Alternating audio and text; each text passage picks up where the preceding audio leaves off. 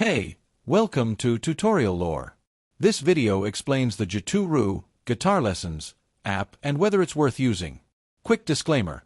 This is an explained review based on user feedback and online data, not personal use or a visual demo.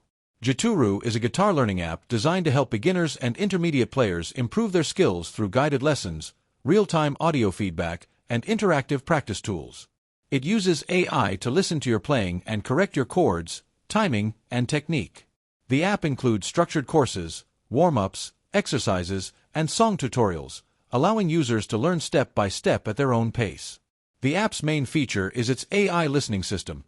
You play into your device's microphone, and Gituru instantly analyzes whether you're hitting the right notes and rhythms. It also provides video guidance, practice loops, and progress tracking to help users gradually build confidence and accuracy in their guitar playing. If you found this video helpful so far, drop a like.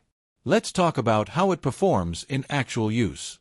Many users appreciate its simple interface, accurate feedback, and beginner-friendly lesson structure.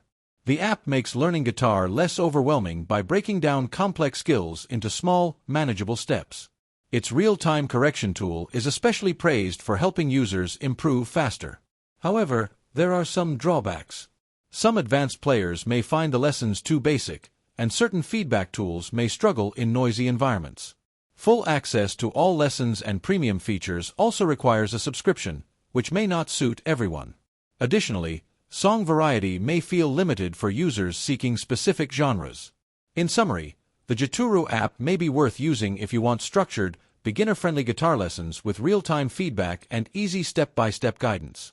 However, if you're an advanced player or prefer in-person instruction, it might not be essential for you. This is not a commercial or paid promotion, but an informational video. For inquiries, contact the email address stated in the description.